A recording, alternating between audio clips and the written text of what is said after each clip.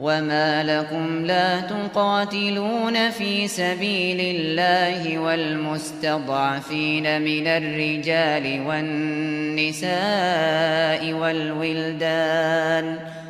والولدان الذين يقولون ربنا أخرجنا من هذه القرية الظالم أهلها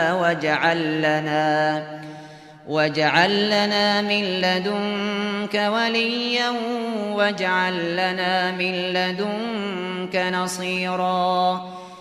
Ey müminler, sizler nima uchun Allohning dinini ustunlikka ega qilish yo'lida va kofirlar tarafidan dini iymoni uchun zulmga uchrab ilojsizlik bilan ey Rabbimiz, aholisi kufrlik qilib o'ziga zulm qilgan va biz müminlarni dindan qaytishga majburlab bizga zo'ravonlik qilgan bu zolimlar yurtidan bizni sana erkin azodi ibodat qila oladigan bir yurtga chiqargin.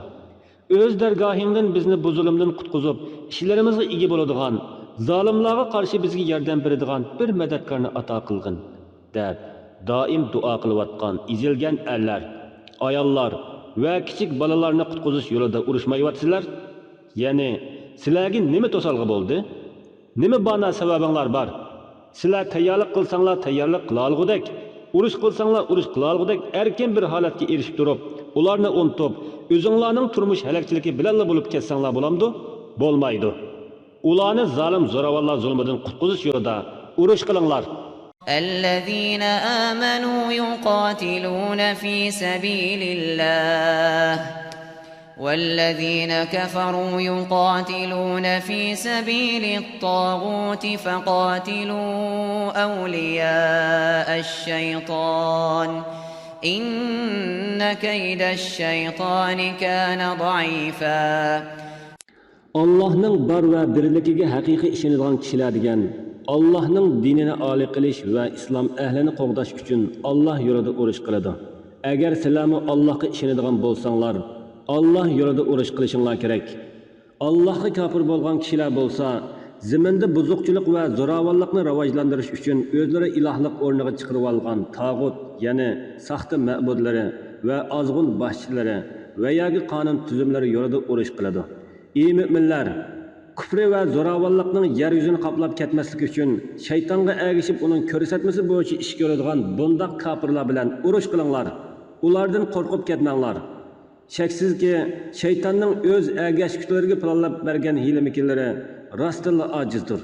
Haq va haqchillar qarshisida bardoshlik berolmaydi. ألم تر إلى الذين قيل لهم كفوا أيديكم وأقيموا الصلاة وآتوا الزكاة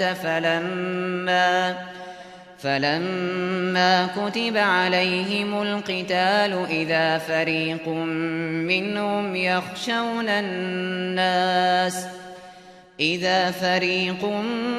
منهم يخشون الناس كخشية الله أو أشد خشية وقالوا ربنا لم كتبت علينا القتال لولا أخرتنا إلى أجل قريب قل متاع الدنيا قليل والآخرة خير لمن اتقى ولا تظلمون فتيلا. Sen urush qilish sharoiti pishib yetilishdan oldin urush qilg'isi kelib, hozir urush qilsak bo'ladi, qachongacha chidab turamiz deb oldirashgan. Ularga qarata, teg'i urush vaqti kelmadi. Hozir urush echish munosib emas. Urushdan hozircha qulinglarni yig'inglar. Hozirgi bu sharoitda sizlar qila oladigan Allah farz qilgan ish bo'lgan namozlarni talabga loyiq ravus ado qilinglar, zakotinglarni tegishli kishilarga beringlar deyilganlarning ahvoliga bir qarab boqmamsan. Amdilikda munosib sharoit pishib yetilib, urush farz qilinadi. Hech o'ylamagan yerdan burun urushni oldiratgan bu kishilarning bir turkumining uni ichiga tushib ketib, o'ziga o'xshash insonlardan xuddi bandalardan talab qilingan ravishdagi Allohdan qo'rqishdek darajada qo'rqdi. Belki onundanmı bekra korkup gitti ve ey Rabbimiz, bizga nima uchun cihatni farz qilding? Bizni yaqin muddatga qadar kechiktirsang bo'lmasmidi? Ya'ni bu farzni bizga sal keyinroq farz qilgan bo'lsang-chu, yoki ajrimiz yetkicha taxir qilsang, urushda o'ltirmasak bo'lmasmidi? dedi. Ey payg'ambar, dili va ko'ngli dunyoga bog'langanligi tufayli jihodga chiqishdan qo'rqadigan u kishilarga aytqinki, yashashni qancha bak arzu qilsanglarmi, hamon dunyoning manfaati qanchalik huzurliq, qanchalik uzun bo'lsin, baribir ozdir. Tezla oyoqlashidi. Uni deb oxiratdan voz kechishinglarning hech o'rni yo'q. Allohning hukmiga e'tiroz bildirmay, Alloh buyurganini o'rindab, Alloh cheklaganini tashlaydigan taqvodor kishilar uchun oxirat va uningdagi ne'matlar eng yaxshi va mangulikdir. Sizlar oxiratda hisobga tortilib, qilgan amallarga qarta mukofotlanasizlar. Sizlar xurmo uruqchisining chaniqidagi yipchilik, ya'ni qilchilikni uvol qilinmaysizlar. أينما تكونوا يدرككم الموت ولو كنتم في بروج مشيدة وإن تصبهم حسنة يقولوا هذه من عند الله وإن تصبهم سيئة يقولوا هذه من عندك قل كل من عند الله فما لهؤلاء القوم لا يكادون يفقهون حديثا. Sizlar urushdan qachish yoki orqaga surish bilan o'limni kechib turishni o'ylashgan bo'lsanglar, xatolashdinglar. Urushga qatnashinglar yoki qatnashmanglar, qandaqli yerda bo'lsanglar, hamon sizlar qechiyotgan o'lim baribir sizlarni topadi. Hatto sizlar urush maydonidan yiroq mustahkam egiz qal'alarda yoki qo'g'diladigan qurg'on va qasrlarda bo'lgan taqdirdami, ajlinglar kelsa, o'lim sizlarni albatta topadi. Ya'ni urushga qatnashganmi yoki qo'rqib yetib olganmi, hamon hayot qolmaydi. Agar ular dunyo manfaatlaridan o'zlarini xushal qiladigan biror yaxshi narsaga erishsa, bu Allohdan bo'ldi, sening tarafingdan emas, deydi.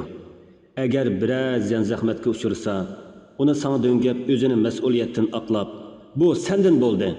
Ya'ni sening diningga kirganligimizdan yoki sening ko'rsatmang bo'yicha ish qilganligimizdan bo'ldi. Sen sabab, deydi. Ularga hammasi Alloh tarafidandir. Ya'ni Allohning taqdiri bilan bo'lgan degan. Buni hamma odam tushunish kerak edi-ku. Lekin ularga nima bo'ldi-ekin, sening hech bir so'zingni tushunmaydi. Tushunishga ozroqmi yaqinlashmaydi. ما أصابك من حسنة فمن الله وما أصابك من سيئة فمن نفسك وأرسلناك للناس رسولا وكفى بالله شهيدا. Sana kelgan har qandaq yaxshilik va ne'mat Allohning fazlidandir. Ya'ni Alloh buyurgan bo'yicha menib sog'lom sababni tutganliging sababidandir. Sana yetgan yomonlik va xafilik o'z gunohing va xatoligingdandir. Ya'ni Allohning buyrug'ini bo'yicha qilmaslik bilan va sababni tashlaganligingdan bo'lgan. Kishilar sababga qarata mushundoq tunishda bo'lish kerak. Buni islom yoki payg'ambar yoki yana birovga yuklamay o'z qilmishidan ko'rishi lozim. Ey payg'ambar, seni biz barliq insonlarga elchi qilib avatdik. Sening mas'uliyating ularga Rabbingning dinini yetkazishdir. Ular anglamdı yoki anglamamdı, sen yetkazib lozim. Sening haq payg'ambar ekanligingga, yetkazgan da'vatingga va kishilarning qaytargan javobiga guvoh bo'lishga Alloh yetarlikdir.